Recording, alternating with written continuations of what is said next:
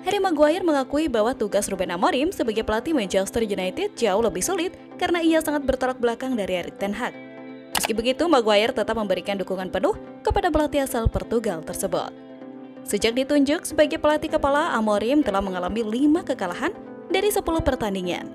Selain itu, MU juga mengalami kekalahan berturut-turut dalam 3 pertandingan terakhir di semua kompetisi.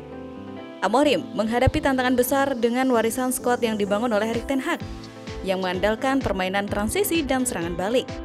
Filosofi permainan yang berbeda ini membuat adaptasi menjadi sulit, terutama karena Amorim menekankan penguasaan bola dan penerapan garis tinggi di lapangan.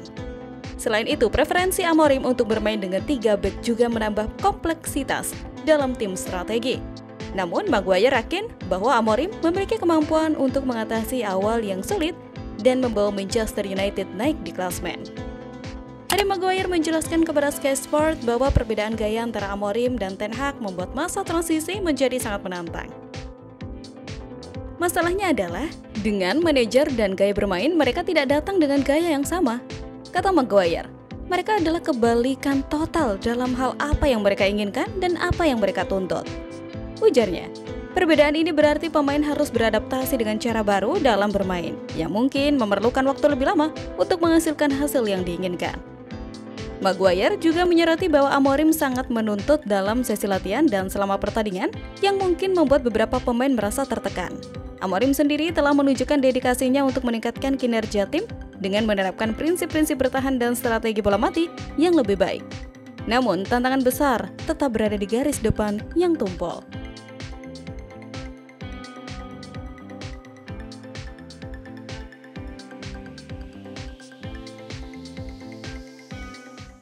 Ruben Amorim mungkin sudah membawa perubahan, tapi masalah Manchester United masih sama.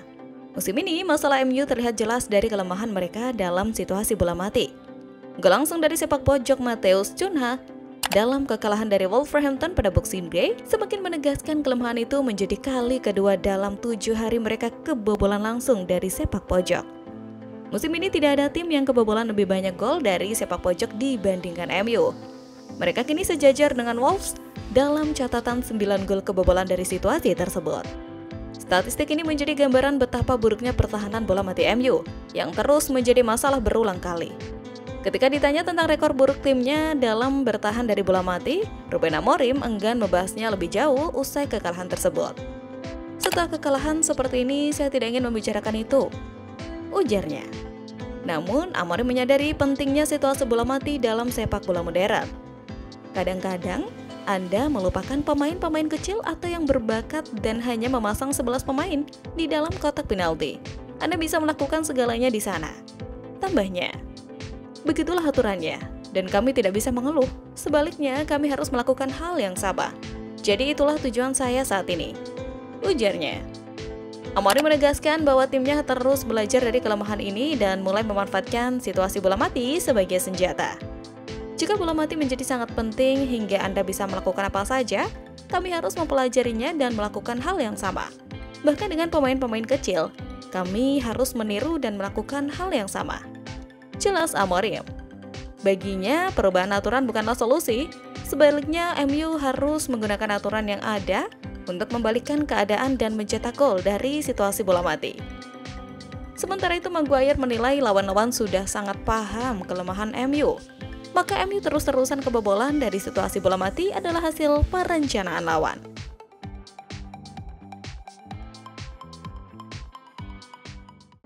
Ruben Amorim mulai merasakan kerasnya kompetisi Liga Inggris di musim 2024-2025. Menukangi tim sekelas Manchester United benar-benar berbeda bagi Amorim. Apalagi ekspektasi tinggi ada di pundaknya ketika resmi menjadi pelatih kepala pada November 2024. Dalam 2 laga pertama di Liga Inggris, Amorim mampu memberikan 1 kemenangan dan 1 hasil imbang. Akan tetapi, dalam 5 pertandingan berikutnya, pelatih asal Portugal tersebut merasakan neraka yang sebenarnya. Kekalahan dari Wolves menjadi yang teranyar dialami oleh Bruno Fernandes, DKK. Pada laga Boxing Day, Kamis 26 Desember 2024 atau Jumat dini hari, hasil minor di markas Wolves menjadi kado Natal terburuk bagi Manchester United yang membuat posisi mereka semakin turun ke dasar. Sampai saat ini, Manchester United menempati urutan ke-14 hanya berjarak 8 angka dari Leicester yang menjadi tim terakhir batas zona degradasi. Jika tidak segera berbenah, bukan tidak mungkin kepelatihan Ruben Amorim bakal seumur jagung di Old Trafford. Kondisi yang menimpa setan merah saat ini juga mendapat perhatian dari ex pemain mereka, Jaap Stam. Jaap Stam yang membawa Manchester United selama 3 musim siap untuk membantu mantan klubnya tersebut. Stam menawarkan dirinya untuk menjadi bagian dari staf kepelatihan Amorim. Saya ingin sekali melatih di Manchester United, tetapi mereka belum mengangkat telepon, ujar Stam seperti dikutip Bolasport.com dari Sportlands. Manchester United di bawah kepemimpinan Ruben Amorim sendiri sedang dalam masa transisi. Terlebih, klub juga sedang dalam penghematan anggaran besar-besaran. Untuk merekrut staf pelatih baru pun, Manchester United diprediksi tidak akan melakukannya dalam waktu dekat. Terlebih Amorim juga sudah membawa 5 orang kepercayaannya saat masih menukangi Sporting CP. Adapun Stam sendiri sempat menjadi pelatih di tim utama Reading, Feyenoord, hingga saat ini aktif menjadi juru taktik Das Kampan.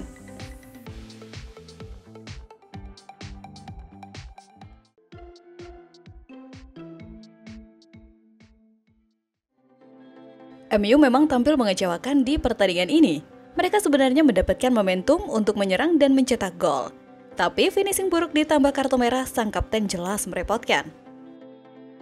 Dalam beberapa pekan terakhir, Amorim telah berusaha keras untuk meningkatkan pertahanan timnya. Namun Arsenal, Nottingham Forest, dan Bournemouth juga berhasil memanfaatkan kelemahan MU dalam menghadapi bola-bola tinggi yang dikirimkan ke kotak penalti mereka. Hal ini terlihat jelas dalam rentetan 5 kekalahan dari 7 pertandingan di sebuah kompetisi. Amorim sejauh ini telah mengumpulkan 7 poin dari 6 pertandingan liga sejak menjabat. Sebaliknya, pelatih baru Wolves, Vitor, telah meraih 6 poin dari 2 pertandingan setelah kemenangan akhir pekan lalu di Leicester diikuti oleh kemenangan kandang pertama mereka atas United sejak 2019. Jika situasi United belum cukup buruk, mereka kini harus kehilangan Fernandes untuk pertandingan kandang melawan Newcastle pada 30 Desember.